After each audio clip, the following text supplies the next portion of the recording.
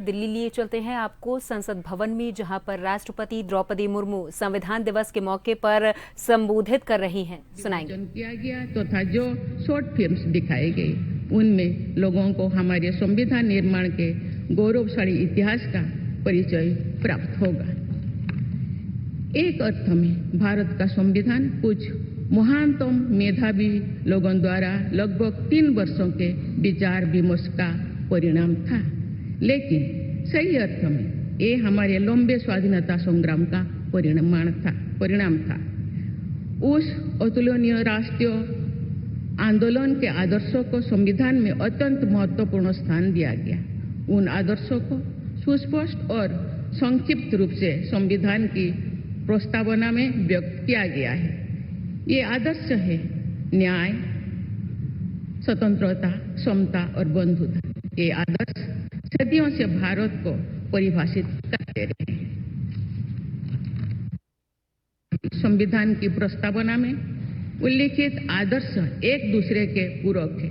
समग्र रूप से ये सभी आदर्श ऐसा वातावरण उपलब्ध कराते हैं जिसमें हम नागरिक को फूलते फलते समाज में योगदान देने तथा साथी नागरिकों की मदद करने का अवसर मिलता है।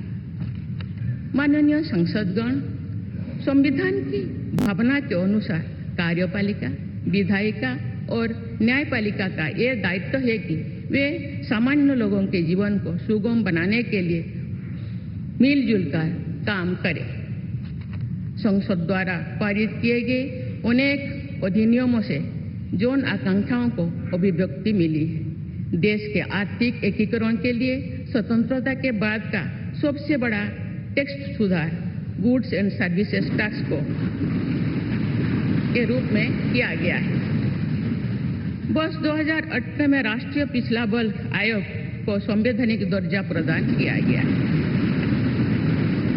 वुमेन लेड डेवलपमेंट की सोच को यथार्थ रूप देना सामाजिक न्याय के संवैधानिक आदर्शों को प्राप्त करने के लिए अनिवार्य है। नारी शक्ति बंधन अधिनियम द्वारा हमारे लोकतंत्र में महिला सशक्तिकरण के एक नए युग की शुरुआत की गई है।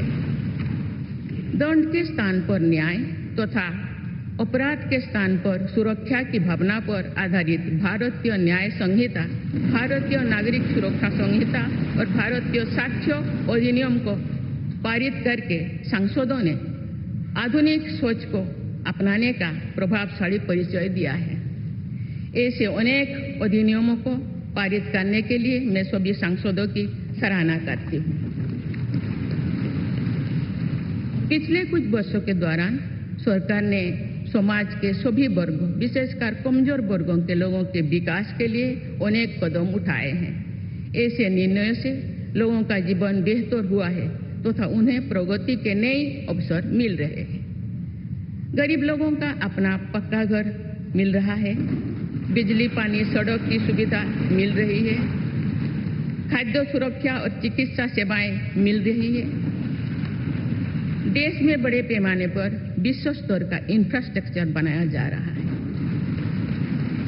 समग्र और समावेशी विकास के ऐसे अनेक प्रयास हमारे संवैधानिक आदर्शों को आगे बढ़ाते हैं। इस प्रयासों के लिए मैं सरकार की सराहना करती हूँ।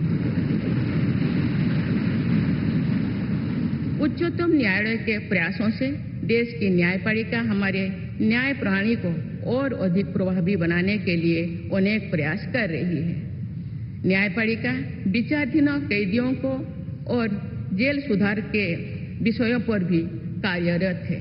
हमारे देश में मूलभूत अधिकारों का दायरा समय के साथ विस्तृत होता रहा है। अपेक्षाकृत कम साधन संपन्न लोगों को कानूनी सहायता प्रदान करने के संवैधानिक निर्देश प्रति जागरूकता और सक्रियता बढ़ रही है। माननीय सांसदगण, कार्यपालिका, विधायिका और न्यायपालिका के साथ साथ सभी देशवासियों की सक्रिय भागीदारी से हमारे संवैधानिक आदर्शों को शक्ति मिलती है। हमारे संविधान में प्रत्येक नागरिक के मूल कर्तव्यों का स्पष्ट उल्लेख किया गया है। भारत की एकता और अखंडता की रक्षा करना, समाज में समरसता की भावना का निर्माण करना, महिलाओं के सम्मान को सुनिश्चित करना, पर्यावरण की रक्षा करना, वैज्ञानिक दृष्टिकोण को अपनाना, सार्वजनिक संपत्ति की सुरक्षा करना तथा राष्ट्र को उपलब्धियों की नई ऊंचाई तक ले जाना नागरिकों के मूल कर्तव्यों में शामिल है। हमारा संविधान एक जीवंत और प्रगतिशील दस्तावेज है। बदलते समय की मांग के अनुसार नए विचारों को अपनाने की व्यवस्था हमारे दूरदर्शी संविधान निर्माताओं ने बनाए थे। हमने संविधान के माध्यम से सामाजिक न्याय और समावेशी विकास के अनेक बड़े लक्ष्यों को प्राप्त किया है। नई सोच के साथ हम भारत को विश्व समुदाय में नई पहचान दिला रहे हैं।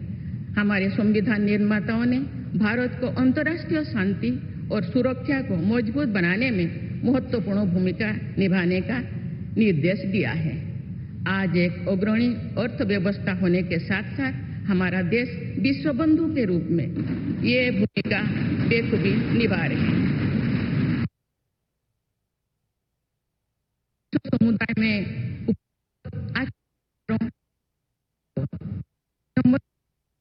आत्मसात करने के लिए भी तत्पर रहते हैं। देश की जरूरतों के मुताबिक उत्कृष्ट विचारों और पद्धतियों को अपनाने की इसी भावना का उदाहरण हमारे संविधान निर्माता दूरदर्शी सदस्यों ने हमें एक प्रेरणादायक संविधान दिया जो अन्य देशों के लिए भी एक आदर्श साबित हुआ है।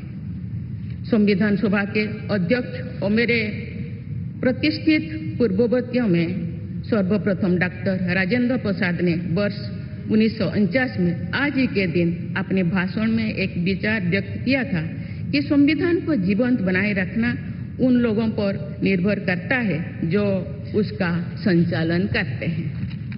उन्होंने ये भी कहा था कि कई चीजें जो संविधान में नहीं लिखी जा सकती, उनका संचालन परंपराओं के आधार पर किया जाता है। उन्होंने ये अपेक्षा व्यक्त की थी कि हमारा देश आवश्यक सामर्थ्य अर्जित करेगा और समुचित परंपराएं विकसित की जाएगी। मैं पूरी विश्वास के साथ कह सकती हूँ कि लगभग 3/4 सदी के संवैधानिक यात्रा के दौरान हमारे देश ने उन क्षमताओं को अर्जित करने और आर्थिक परंपराओं को विकसित करने में उल्लेखनीय सफलता प्राप्त की है। हमने जो अनुभव प्राप्त किए हैं, आने वाली पीढ़ियों को उनसे अवगत कराया चाहिए। वर्ष 2015 में सरकार द्वारा 26 नवंबर को संविधान दिवस के रूप में मनाने का निर्णय लिया गया।